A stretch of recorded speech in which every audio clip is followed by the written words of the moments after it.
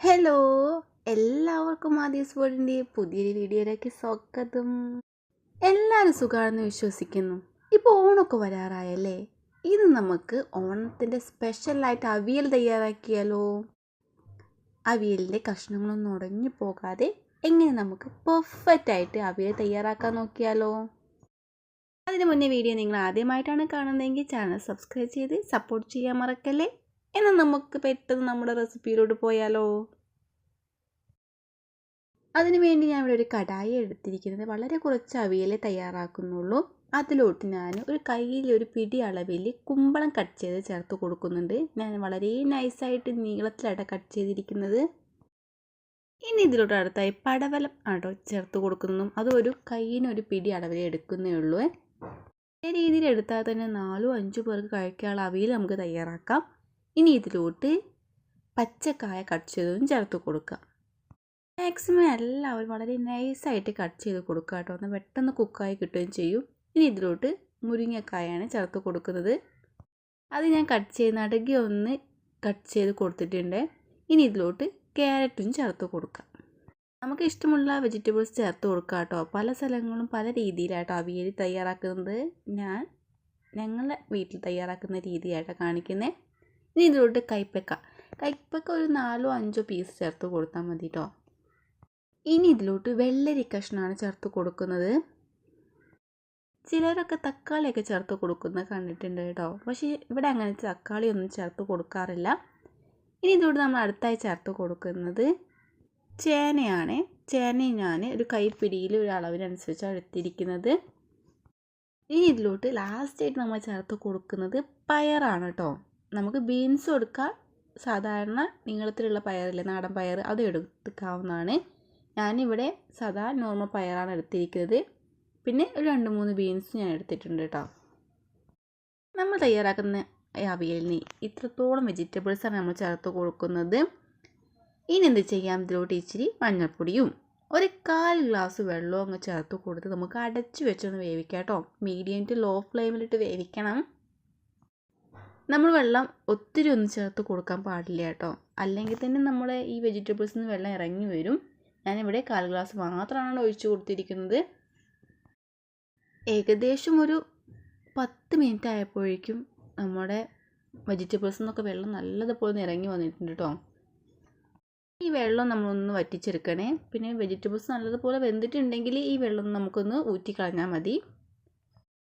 നമുക്കൊന്ന് നല്ലതുപോലെ ഇളക്കി കൊടുക്കാം കേട്ടോ. നല്ലതുപോലെ ഇളക്കി കൊടുത്തതിന് ശേഷം നമുക്ക് വീണ്ടും കുക്ക് ചെയ്യാനുള്ളതാണ്.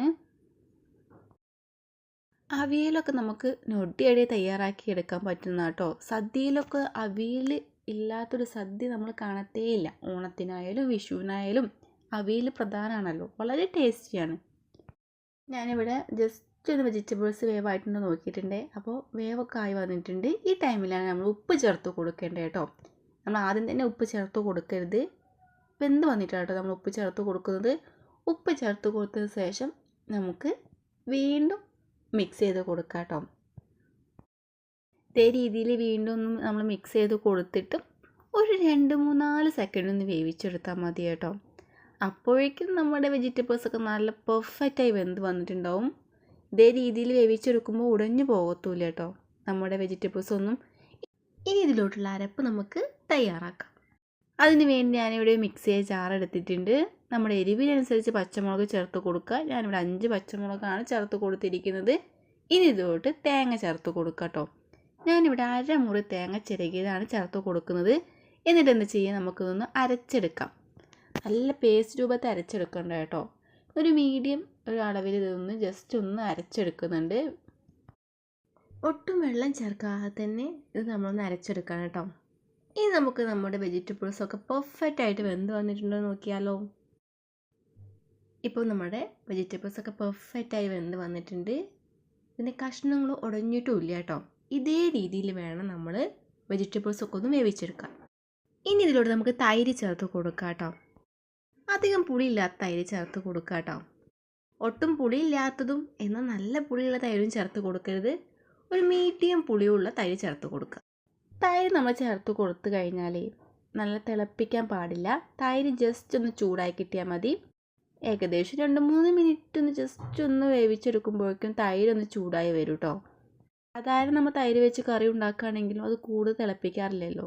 ഇനി ഇതിലോട്ട് എന്ത് ചെയ്യാം, നമുക്ക് അരച്ചു വെച്ചിരിക്കുന്ന അരപ്പുണ്ടല്ലോ അതങ്ങ് ചേർത്ത് കൊടുക്കുക. എന്നിട്ട് അത് നമ്മൾ എന്ത് ചെയ്യണം, നല്ലതുപോലെ ഒന്ന് മിക്സ് ചെയ്ത് കൊടുക്കണം കേട്ടോ. നമ്മളെ വെജിറ്റബിൾസിൻ്റെ എല്ലായിടത്തോട്ടും നമ്മൾ ഈ തേങ്ങ എത്തുന്ന രീതിയിൽ നല്ലതുപോലെ ഒന്ന് മിക്സ് ചെയ്ത് കൊടുക്കുക. ഇനി ഇതിലോട്ട് ഒരു 3-4 തണ്ട് കറിവേപ്പില അങ്ങ് ചേർത്ത് കൊടുക്കുക. പച്ച വെളിച്ചെണ്ണ അങ്ങ് നമ്മൾ ഒഴിച്ചു കൊടുക്കുക കേട്ടോ. എന്നിട്ട് നമ്മൾ അതങ്ങ് അടച്ച് വയ്ക്കാം. ഒരു 10 മിനിറ്റോളം അടച്ച് വെച്ചിട്ട് നമുക്ക് തുറക്കാം. അങ്ങനെ നമ്മുടെ ടേസ്റ്റി ആയിട്ടുള്ള അവിയൽ ഇവിടെ റെഡി ആയിരിക്കുകയാണ്. ഒട്ടും വെജിറ്റബിൾസ് ഉടഞ്ഞു പോവാതെ പെർഫെക്റ്റായിട്ട് നമ്മൾ അവിയൽ തയ്യാറാക്കിയിരിക്കുന്നത്. അപ്പോൾ എല്ലാവരും ഇതേ രീതിയിൽ അവിയൽ തയ്യാറാക്കി നോക്കുക. തയ്യാറാക്കി നോക്കി ഫീഡ്ബാക്ക് കമൻറ്റായി അറിയിക്കാൻ മറക്കല്ലേ. വീഡിയോ നിങ്ങൾക്ക് ഇഷ്ടമായെങ്കിൽ ഫ്രണ്ട്സിനും റിലേറ്റീവ്സിനും ഷെയർ ചെയ്ത് സപ്പോർട്ട് ചെയ്യൂ. ഒരിക്കൽ കൂടി വീഡിയോ ലൈക്ക് ചെയ്യാനും സബ്സ്ക്രൈബ് ചെയ്യാനും ഷെയർ ചെയ്യാനും മറക്കല്ലേ. ഇനിയും ഇതുപോലെയുള്ള കുട്ടി കുട്ടി റെസിപ്പിയുമായി വീണ്ടും കാണാം. Thank you for watching my video.